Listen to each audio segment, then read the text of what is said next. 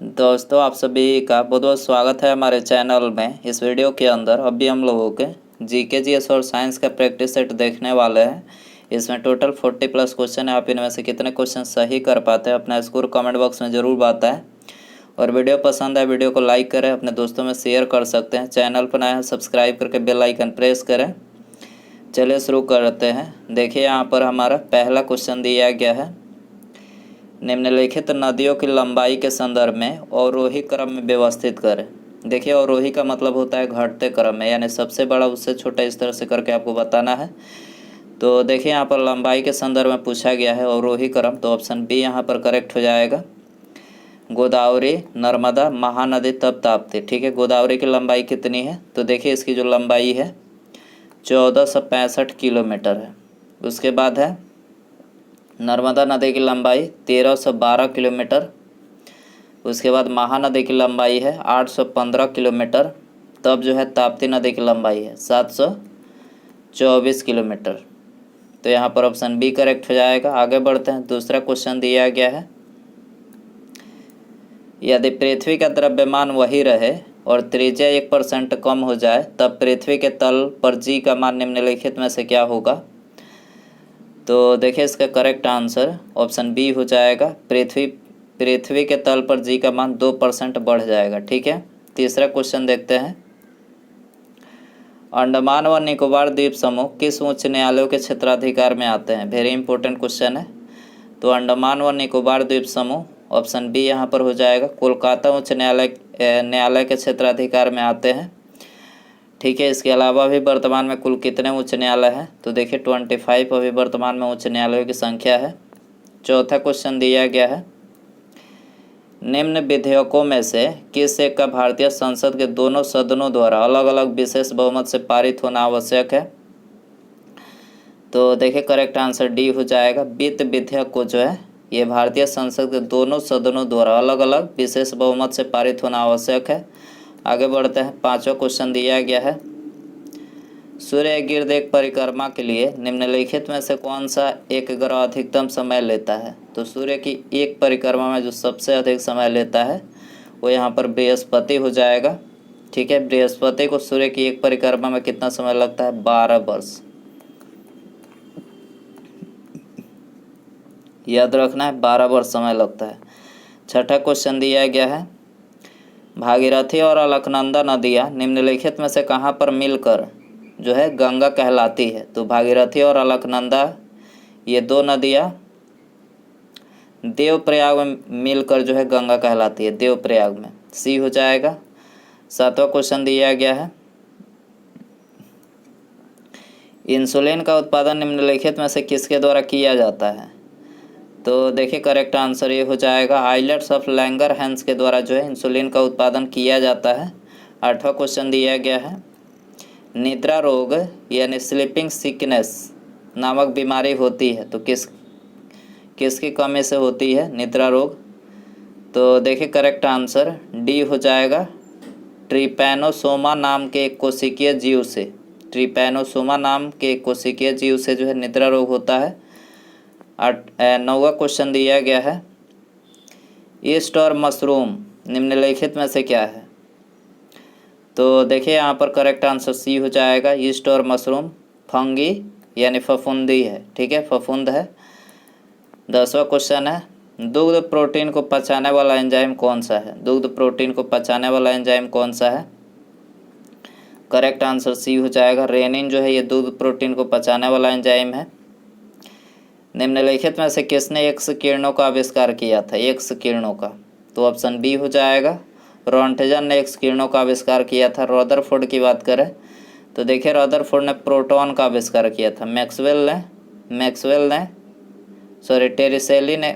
ने किसका आविष्कार किया था? आप इसका कमेंट में आंसर बताइए। टेरिसेली की बात करें, टोरिसेली, तो देखिए इन्होंने बैरोमीटर का आविष्कार किया था, बैरोमीटर। ठीक है।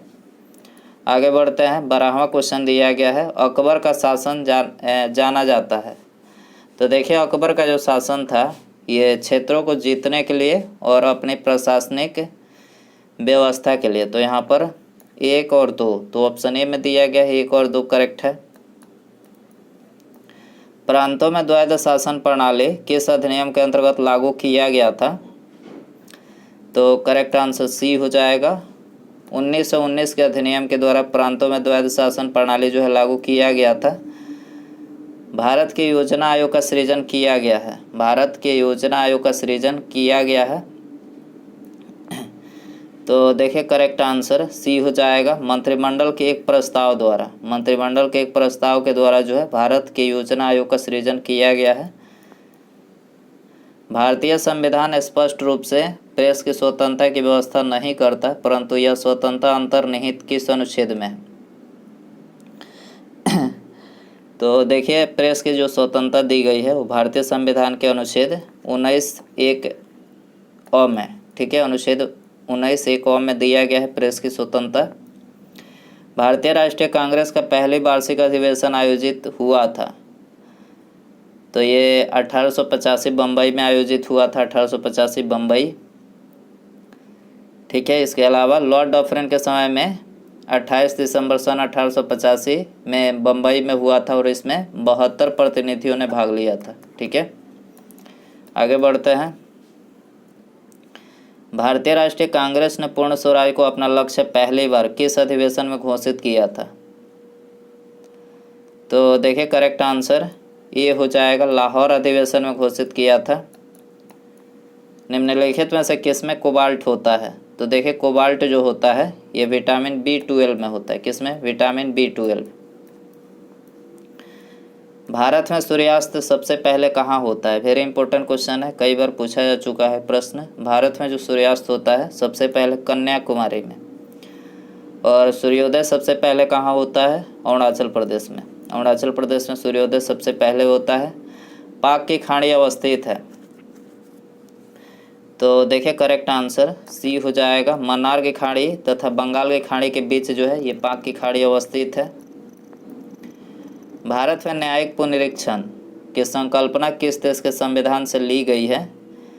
तो न्यायिक पुनरीक्षण की जो संकल्पना लिया गया है संयुक्त राज्य अमेरिका के संविधान से, ठीक है। महात्मा गांधी के द्वारा दक्षिण अफ्रीका में प्रकाशित की गई पत्रिका का नाम क्या था? तो गांधी जी ने दक्षिण अफ्रीका में जो पत्रिका प्रकाशित किया था उसका नाम था इंडियन ओपिनियन था, इंडियन ओपिनियन। समान कार्य के लिए समान वेतन भारत के संविधान में सुनिश्चित किया गया एक, तो समान कार्य के लिए समान वेतन जो है ये भारतीय संविधान में राज्य के नीति निर्देशक सिद्धांतों का अंग है, ठीक है। तो ऑप्शन बी यहाँ पर हो जाएगा। शुक्र ग्रह पर एक दिन पृथ्वी के कितने दिनों के बराबर होता है? तो शुक्र ग्रह पर जो एक दिन होता है वो पृथ्वी के 117 दिन के बराबर होता है, ठीक है, 117, ऑप्शन ए हो जाएगा। भारतीय मानक समय तथा ग्रीनविच नामक समय के बीच कितने समय का अंतर होता है? तो भारतीय मानक और ग्रीनविच के मध्य का जो समय अंतर होता है 5.5 घंटे का होता है, 5.5 घंटे, ऑप्शन सी यहाँ पर हो जाएगा। क्रेब्स चक्र में किसका संश्लेषण होता है? तो देखिए क्रेब्स चक्र में पाइरूबिक अम्ल का संश्लेषण होता है, पाइरूबिक, बी हो जाएगा, पाइरूबिक अम्ल का। आगे बढ़ते हैं। निम्नलिखित में से किस वैज्ञानिक ने पहली बार कहा था कि पृथ्वी सूर्य के चारों ओर चक्कर लगाती है और पृथ्वी ब्रह्मांड का केंद्र बिंदु नहीं है? तो ये किसने बोला था? करेक्ट आंसर बी हो जाएगा, कोपरनिकस ने कहा था, ठीक है। नर्मदा नदी का उद्गम होता है, तो इसका उद्गम कहाँ होता है? अमरकंटक से, अमरकंटक से नर्मदा नदी का उद्गम होता है। राष्ट्रपति अध्यादेश कितने काल तक प्रभावी रह सकता है? 6 महीने तक, 6 महीने तक प्रभावी रह सकता है। गैस एजेंसियों द्वारा सिलेंडरों में भरकर दी जाने वाली कुकिंग गैस होती है, तो कुकिंग गैस जो होती है वो द्रव होती है, ठीक है। इसके अलावा गैस सिलेंडर में ब्यूटेन और प्रोपेन का द्रव जो है भरा जाता है, आपको याद रखना है, प्रोपेन और ब्यूटेन होता है। निम्नलिखित में से किसकी उपस्थिति के कारण पादप कोशिका जंतु कोशिका से अलग पहचान ली जाती है? तो देखिए करेक्ट आंसर बी हो जाएगा, कोशिका भित्ति के द्वारा जो है पादप कोशिका तथा जंतु कोशिका में अलग पहचान ली जाती है। 30 डिग्री दक्षिण और 30 डिग्री उत्तर से भूमध्य रेखा की ओर बहने वाले सनातन पवनों को क्या कहा जाता है? करेक्ट आंसर हो जाएगा ऑप्शन ए, इसको व्यापारिक पवनें कहा जाता है। 30 डिग्री दक्षिण और 30 डिग्री उत्तर से भूमध्य रेखा की ओर बहने वाली पवनें को क्या? व्यापारिक पवनें। विश्व मानवतावादी दिवस किस तिथि को मनाया जाता है? 19 अगस्त को मनाया जाता है विश्व मानवतावादी दिवस। अर्थशास्त्र में नोबेल पुरस्कार किस वर्ष में प्रविष्ट हुआ था? तो अर्थशास्त्र में नोबेल पुरस्कार 1969 में हुआ था। 1969 ऑप्शन बी हो जाएगा। निम्नलिखित में से कौन से देश की सबसे लंबी अंतर्राष्ट्रीय सीमा रेखा भारत से जुड़ी है? तो सबसे लंबी अंतर्राष्ट्रीय सीमा रेखा जो है ये बांग्लादेश से के साथ भारत से जुड़ी है। बांग्लादेश की भारत से जो सबसे लंबी जुड़ी है। निम्नलिखित में से कौन सा वायुमंडलीय हवा को प्रदूषित नहीं करता है?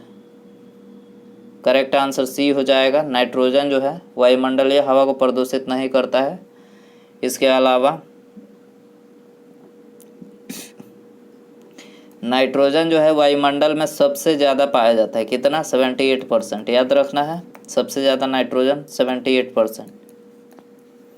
दक्षिण भारत की सबसे ऊंची चोटी कौन सी है? तो देखिए सबसे ऊंची चोटी जो है अनाई मुड्डी है। अनाई मुड्डी। सांची का प्रसिद्ध स्तूप किसके समय में बनवाया गया था?